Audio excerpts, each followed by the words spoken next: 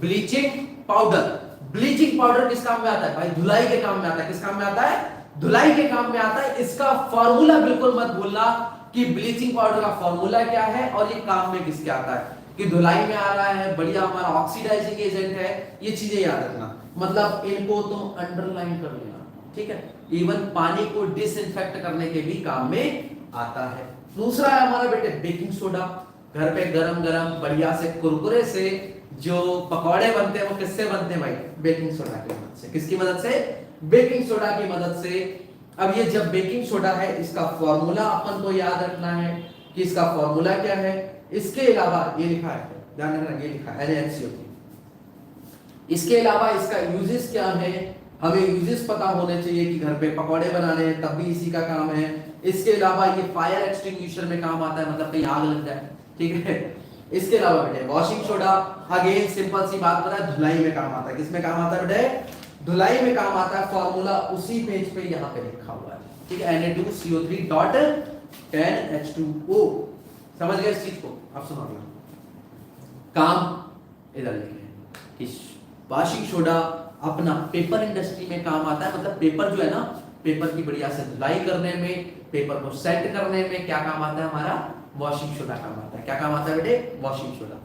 इसके अलावा यहाँ पे और भी यूजेस है कि हमारा वाटर की हार्डनेस को रिमूव करने का काम आता है। वाटर की हार्डनेस अभी तक मैंने आपको पढ़ाई नहीं है, बट पढ़ाऊंगा, टेंशन ना लो, मस्त रहना।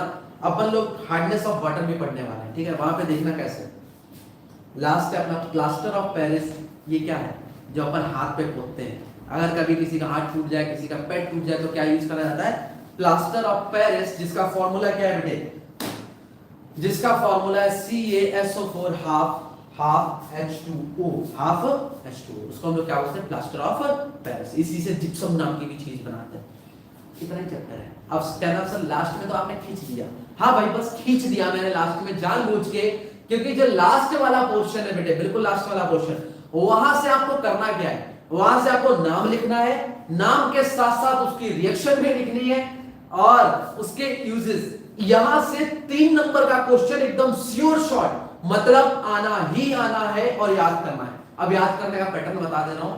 एक डायरी खरीद लो 10 रुपए की, और उस डायरी पे ये सारी चीजें लिख लो जो तुम्हें याद नहीं रहती, भूल जाते हो। उसको लिख लो, बार बार पढ़ते रहो उसको। फिर आज फिर पढ़ा, कल फिर पढ़ा, परसों फिर पढ़ा, फिर बार बार रिपीटिशन पे चलते रहे तो वो याद हो जाएगा, कंठस्थ हो जाएगा। समझ गए इस चीज को?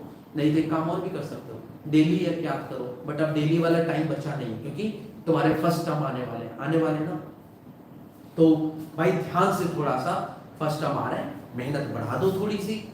जो चीजें याद करने वाली है उनको कहीं लिख लो, चार्ट पेपर चिपका दो। बस एक चीज मैं तुम्हें आज बोलता हूँ, ध्यान रखना। ये जो बाद में भी देख रहे हैं, या तुम फर्स्ट टर्म तुम्हारा नहीं है आसपास में, तब भी मैं तुम्हें एक चीज बोलता हूँ, जितने तुम्हारे फर्स्ट टर्म में नंबर आते हैं उससे राइज, मतलब उससे जंप बहुत ज्यादा कभी नहीं लगता बोर्ड में। ध्यान रखना इस चीज को। कड़वी लगेगी बात, क्यों? क्योंकि तुम सोच रहे हो अरे सर फर्स्ट टर्म में आने दो, मैं तो फाइनल में खींच दूंगा। हाँ भाई, लगता है, सभी को लगता है। बट फर्स्ट टर्म में जितने नंबर आते हैं उससे अगर बहुत खींच गए, बहुत ज्यादा खींच गए तो 20%, बहुत ज्यादा खींच गए तब की बात कर रहा हूँ, 20%। ऐसा नहीं कई बच्चे फेल होंगे भी फर्स्ट टर्म, वो पास हो जाएंगे। हो सकता है 70% भी ले आए, 75-80 भी ला सकते हैं। बट जो 60 पे है, 70 पे है, उनके लिए राइज करना बड़ा मुश्किल है।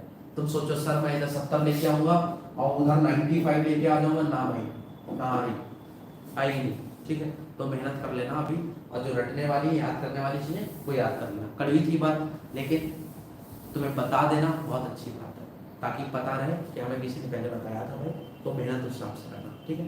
बाकी मस्त रहो, ध्यान रखो और पढ़ते रहो, ठीक है। चलो bye bye, good night, take care.